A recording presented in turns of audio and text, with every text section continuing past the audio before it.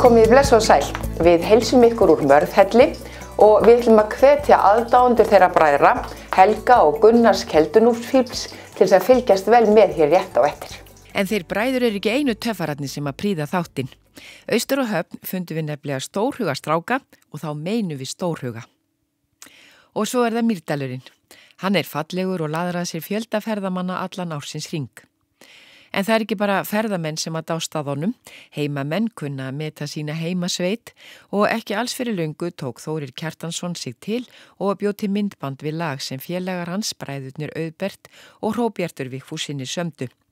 Lagið orðið á óopinberum einkennissöng Mýrdælinga og við fáum smá sýnishorn leið og við heilsum upp á nýjan ferðamálafulltrúa sveitafélagsins Þórdísi Erlu Ólafsdóttur. En fyrst það Mörðshellir. Sagan af bræðrunum Gunnari og Helga frá Keldunúpi kannski ekki svo frægasta í hópi Íslendingasagna.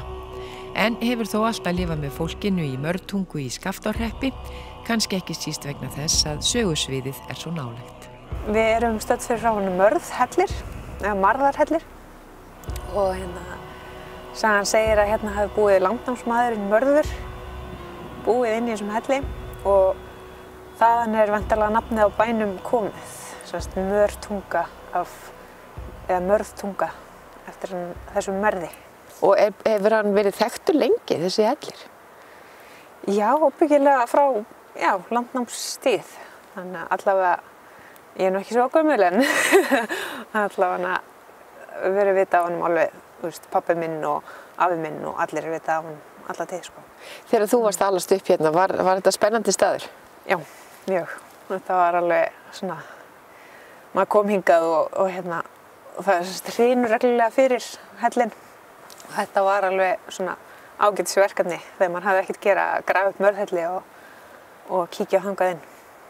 En það nýbúið að grafa hann upp núna, eða svona hreinsa frá honum, það ekki? Jú, núna búið að opna neila alveg, eða svona sennilega eins mikið og hann hefur verið, en sennilega ekki alveg eins stór og hann var upphaflega.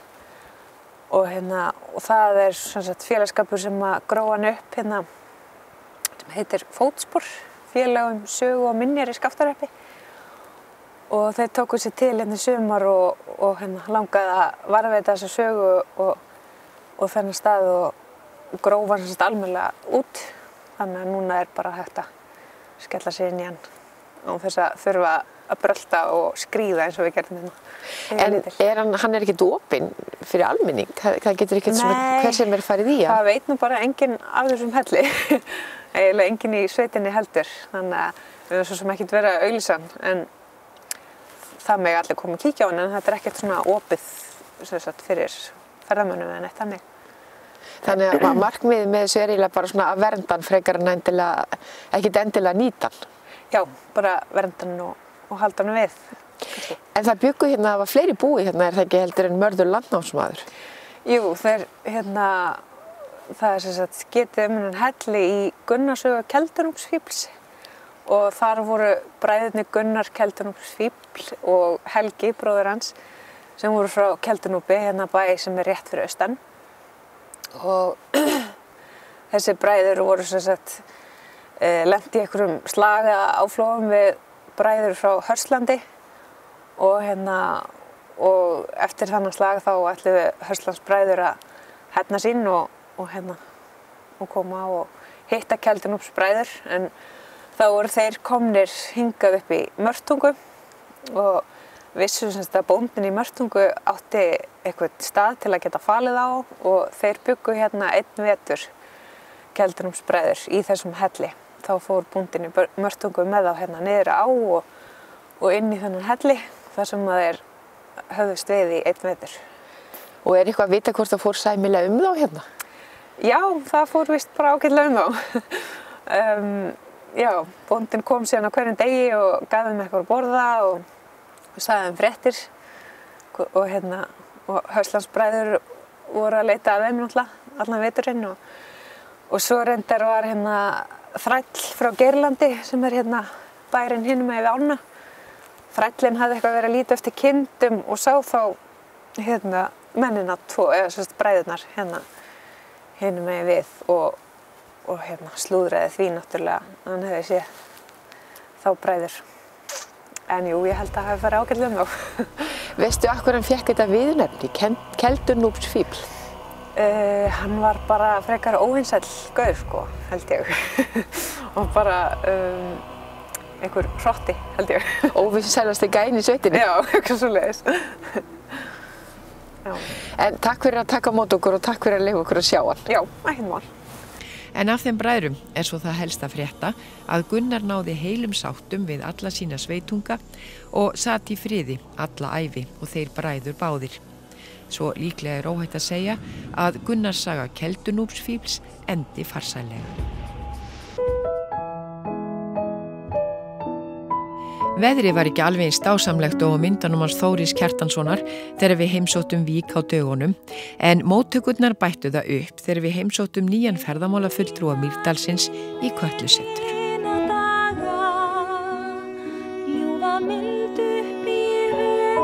Ég kem undan Eyjafjöllum og fædd og uppalin þar, bjó reyndar 6 ára á Húsavík og svo 1 ár á Spáni ef ég á að telja lengra. En svo ég búin að vera bara í Reykjavík, tók fjarnám frá Hólum í ferðamálafræði og flyt svo hingað með kærastanum mínum, hann hérna. En hver eru helstu verkefnin þín hérna? Mín, hvað er ég að byrja? Ég semst að reka upplýsingamiðstöð og ég líka að vinna fyrir Kötlu Jarðvang sem semst, ef ég má kalla samstarfsverkefni milli sveitarfélaganna. Og þetta svolítið svona að byggja á sjálfbæra þjónustu, ferðaþjónustu, fræðslu, náttúruvernd. Jarðvangurinn byggjast á því. Við erum að vinna alls konar verkefni líka því að núna heitir þetta Katla UNESCO Global Geopark og UNESCO með ákveðna staðla sem þarf að standast. Svo ég líka með Klasa sem rosalega gott að því að þá eru allir ferðaþjónustuaðilarnir saman. Og ég vinn ýmsa verkefni fyrir Klasan eins og til að búa til bæklinga, kort, kynningarefni. Svo erum við að halda námskeið núna í vetur. Maður er ekki búin að vera lengi hérna þegar maður er búin að hitta erlenda ferðamenn. Hvernig var sumarið og bara ennþá haustið og núna veturinn? Datt svolítið niður enn í september en sumarið var rosalega gott. Sérstaklega í júlí og ágúst og við fengum líka rosalega gott veður. Það spilti ekki. Getur náttúrulega verið svolítið svona rakt hérna, ég má segja það. En það var rosalega gott sumar og mikið að gera og já, á nokkrum hótelum hér enn mjög góð nýting. Ef maður skoðar umferðarmæluna, 1500 bílar hérna að keyra fram hjá sem skila sér væntanlega eitthvað hingað. Þetta er náttúrulega rosalega góð, þetta er rosalega jákvætt fyrir okkur af því að það væri rosalega lítið að gera ef við hefðum ekki ferðamenn. Við varum að gera eitthvað, ég veit ekki alveg hvað við varum að gera ef hann væri ekki.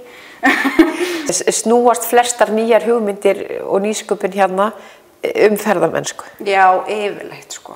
Og líka bara öll uppbyggingin tengd við ferðamanninn og þannig ef hann fer þá bara allt tómt. Þannig að við vonum að hann er rosalega mikilvægt í uppbyggingunni að við gleymum okkur ekki hvað ferðamanninn er komið til að sjá.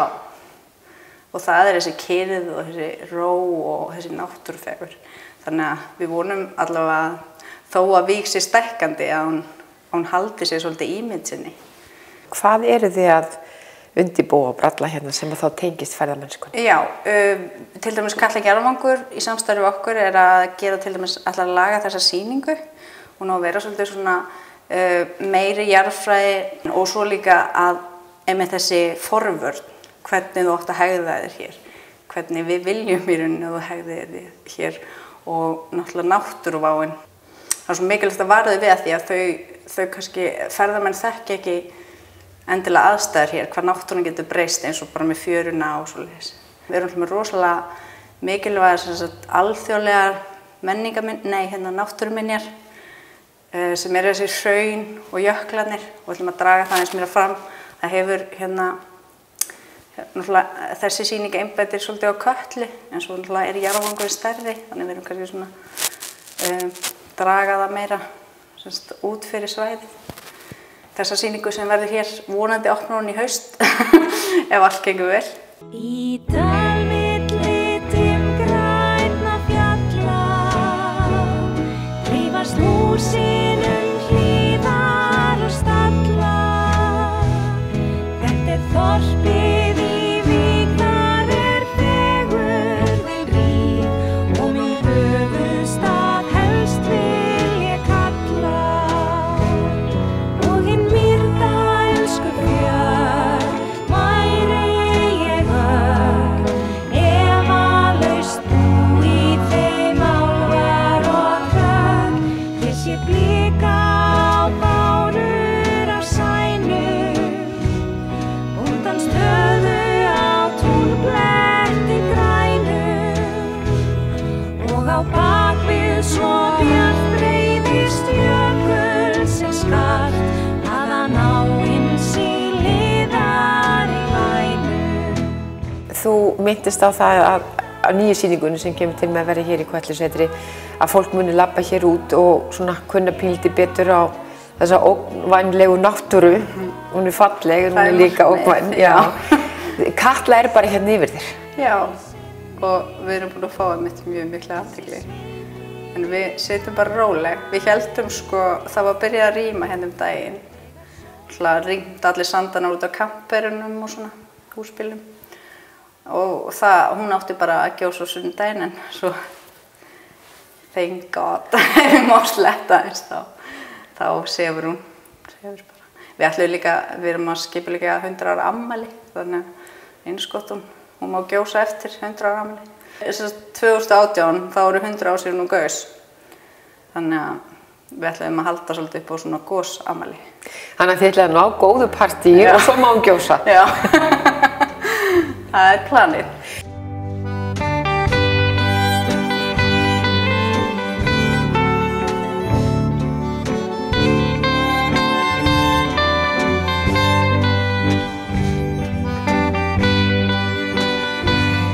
En hún alltaf í hug ykkar? Hún svona, hversu nálæg hún? Við erum svolítið svona, til dæmis þess að ferðamenn spyrja oft the volcano og þá þarf maður svolítið að útskýra. Það kannski líka markmið. Þau eru að leita að einhverju sem svona Hawaii og er á hreyfingu en þú sérð hann ekkert. Það það sem ruglandi, að því hún 400 metrum undir ísnum. Þannig að, en ég meina nálægð, við höfum í rauninni 15 mínútur til þess að fara út úr rýmisvæðinu, við erum akkurat á rýmisvæðinu núna til dæmis. Þannig að við hefðum svona 15 mínútur að koma okkur upp að kirkju, þar sem við eigum að vera ef það kemur flóð. Þannig að það allavega búið að taka smá æfingu núna og svona fara yfir hvað að gera. Það gerist yfirleitt alltaf þegar þá fer fólk að staðinn, annars fólk bara rólegt. Og ekkert að velta sér. Nei, og lítið Og þegar sólgellir yfir sveitir og bæ, þannig ætíð hún mér í minni.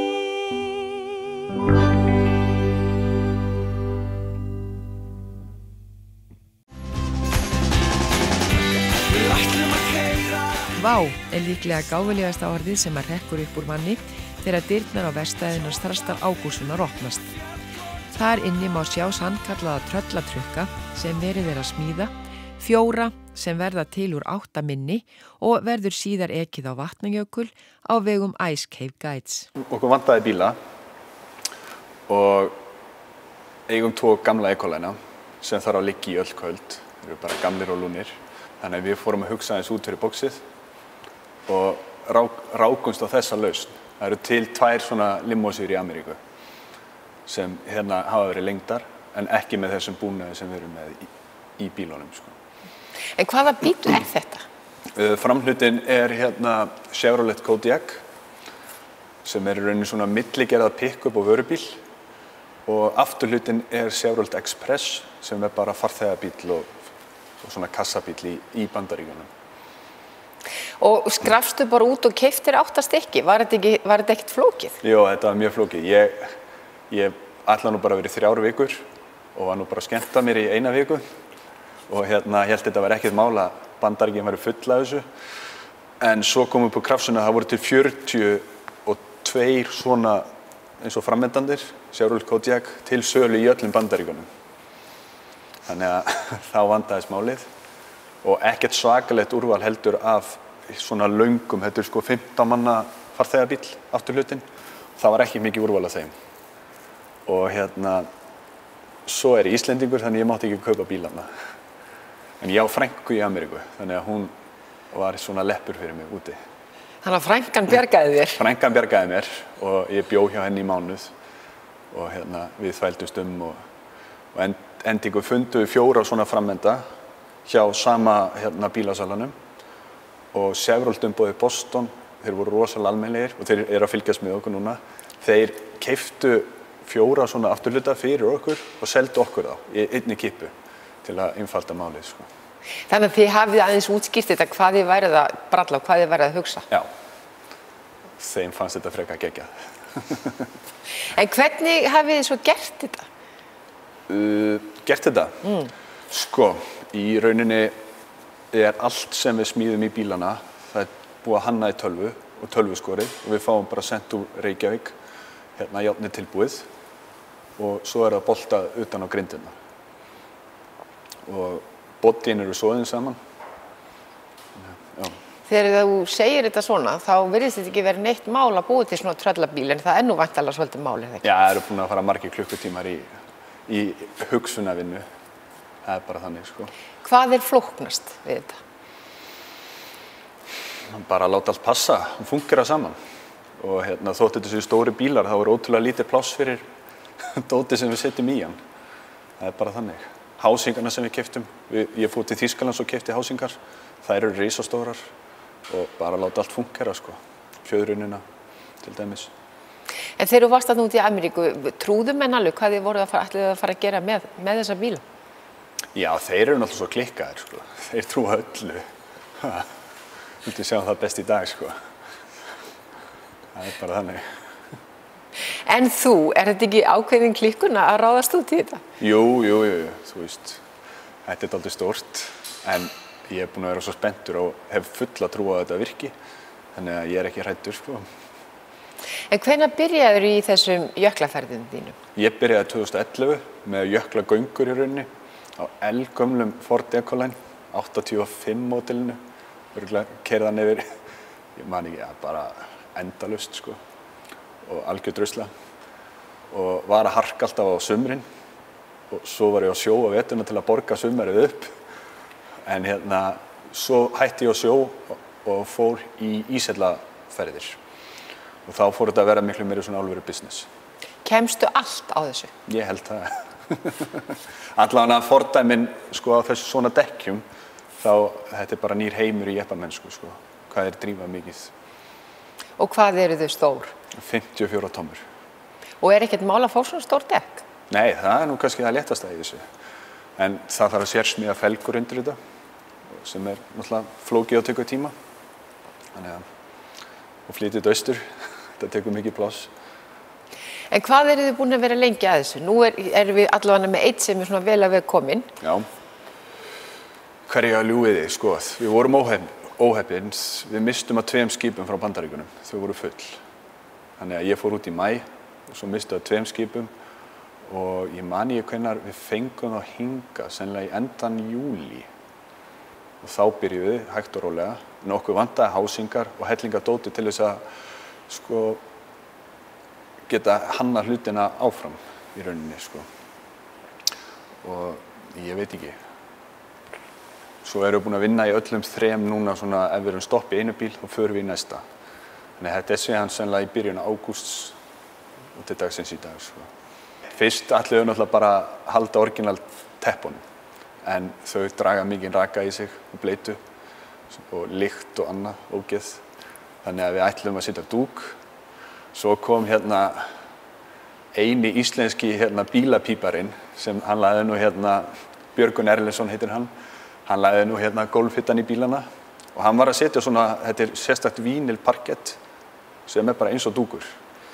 Og við ákveðum að pröfa þetta. Það léttara að setja í bílinn heldur en að dúkalegja og náttúrulega ótrúlega töff líka og kósí, þannig að við vorum alveg bara bliknuðum ekkert á þessu, sko. Hvað komast margir með ykkur? Hvað tekur hann marga? Hann tekur 16 eins og eins og hann stendur núna, sko. Og svo það náttúrulega bílstjóra. Já. Ekkert mál að keyra þetta? Nei, þú venst því. Auðvitað vesen að lenda í einhverjum djúpum snjó, krabba eða snjóblindu, en maður æfir bara góða bílstjóra á þetta. Hvaða próf þarf ég að taka? Þú þarft litla rútuprófið á þessa. Það eru búin að vera með þér hér ýmsir fagmenn sem hafa komið að þessu. Já, mikið lifandi ósköp. Við erum með Ásgeir, hann Ásgeir Ingi Óskarsson. Hann búinn að hanna allt og teikna upp og sjóða allt undir bílana. Og það voru nú menn daginn sem sáu suður eftir hann. Við heldum að það hefði verið róbot að suða. Það er dálítið gaman að því. Og svo Búddi, Emil heitir hann. Hann setti bílana saman. Hann bílasmiður. Og þeir eru búin að vera með mig 2 síðan þá. Og svo erum við með sérstakan spesialista í bænum, pappa minn, Ágúst Magna. Og hann búin að vera svona í tæknilegum málum. Það eru alls konar hluti sem eru að koma upp. Ökurittar og hraðatakmarkarar og annað, sko. Ekki dálítið mikill spenningur fyrir þessu hérna í bænum? Jú, við eiginlega fáum ekki mikinn vinnufrið oft hérna. Það eru kallar að detta inn og Facebooki hjá mér. Það eru fullt af einhverjum köllum út allt land sem við þekki ekki neitt. Heldur að þú látið staðan numið þegar þessir 4 verða klárir? Nei, pottið ekki, sko. Pottið ekki. Það kemur eitthvað annað. Hvort við förum í fleiri svona bíla eða hugsa eitthvað út fyrir ramman, sko. Eða takið við pöntunum frá Ameríku? Kannski. Það eru Ameríkanar búin að sýna þessu áhuga, sko, þannig að hver veit. Það er aldrei að vita hvar þetta endar. Nei, heldur betur ekki. Og hvenær verður þetta svo allt saman klárt? Sko, þetta átti að vera klárt, en við erum búin að lenda í alls konar töfum, en við reiknum með þessi verið til dæmis klár eftir svona 1-2 vikur. Og í hina bílana, við erum búin að smíða allt, það er búin að forsmíða allt. Þannig að þeir bíða bara eftir að hendurna komist í það, sko. Og tekur engan tíma að sitja utan að þá. Vegna þess að við boltum alltaf grindina, það er ekki soðið á það eins og vanalega gert þegar bílum breytt. Þannig að þetta tekur skemmri tíma, sko. Og hvenær svo bókuð fyrsta ferð? Það er náttúrulega búið að bóka þær og ég er að nota gömlu bílana í það, sko. Ég ákvað að vera ekki of grófur að bóka í það á tilsetta dagsýningu, eins og kannski sumi gististaði að gera, það er ennþá að vera að mála herbygginn og bera inn rúm þegar gestirnir koma, fyrstu gestirnir. En það verður spennandi að sjá þegar rúllar á stað í fyrsta sinn. Mjög, ég get ekki sofið, sko. Well, I'm so tired of crying, but I'm out on the road again. I'm on the road again. Well, I'm so tired of crying, but I'm out on the road again. I'm on the road again. I ain't got no woman just to call my special friend. You know the first time I traveled out in the rain and snow, in the rain and snow. You know the first time I traveled out in the rain and snow, in the rain and snow. I didn't have no pharaoh, not even no place to go. And my dear mother left me when I was quite young, when I was quite young. And my dear mother left me when I was quite young, when I was quite young. She said, Lord, have mercy on my wicked son.